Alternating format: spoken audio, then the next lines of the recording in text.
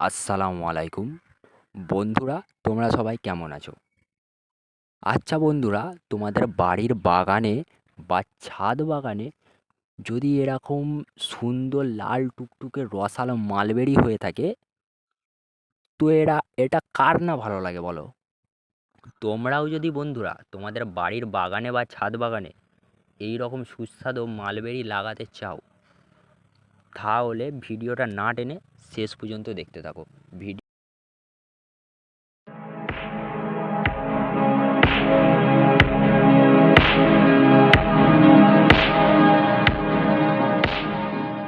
তো দেখতে পাচ্ছ বন্ধুরা, এই গাছটায় কী পরিমাণে ফল ধরে আছে।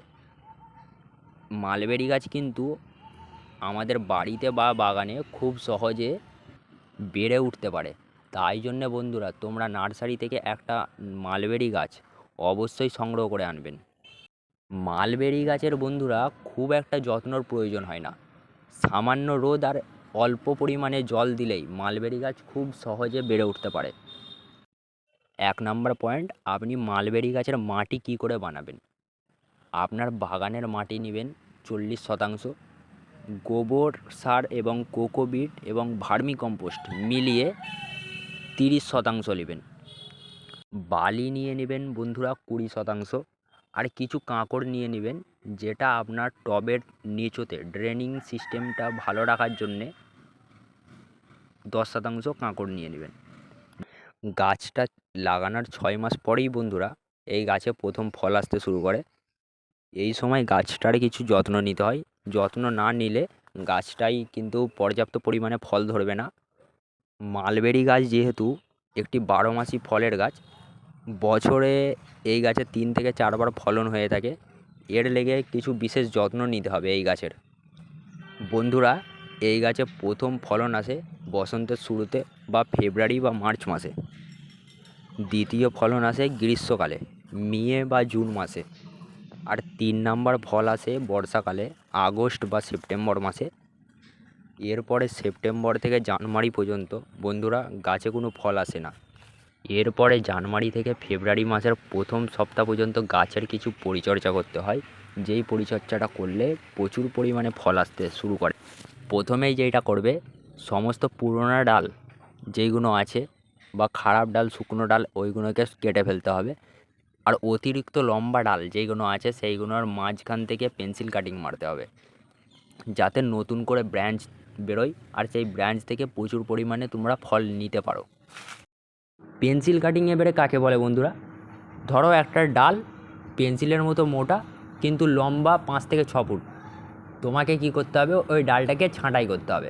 ধরো ১.৫ ফুট ডালটাকে কেটে দিলে, আর হচ্ছে ১.৫ ফুট কাটার ফলে ডালটার মধ্যে থেকে প্রচুর পরিমাণে ব্রাঞ্চ বেরোবে, আর সেই ব্রাঞ্চে নতুন ফল ধরবে এবং ঝাঁকড়া হবে গাছটা।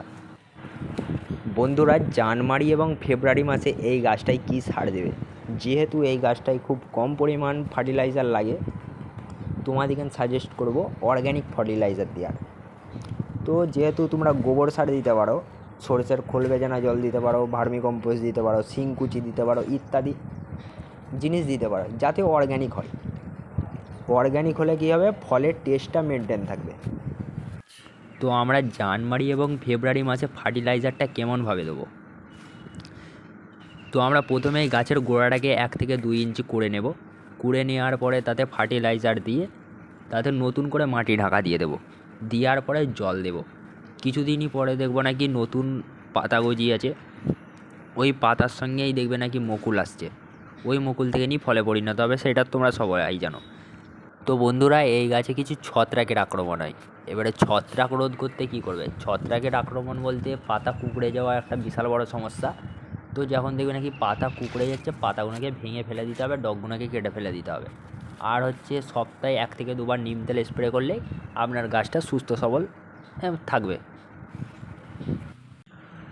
বন্ধুরা, পরবর্তী ভিডিও আমি কী বানাবো সেইটা অবশ্যই কমেন্ট করে জানাবে। আর যারা এখনও চ্যানেলটাকে সাবস্ক্রাইব করোনি, অবশ্যই চ্যানেলটাকে সাবস্ক্রাইব করে নেবে, সবথেকে প্রথম আমাদের ভিডিও দেখার জন্য।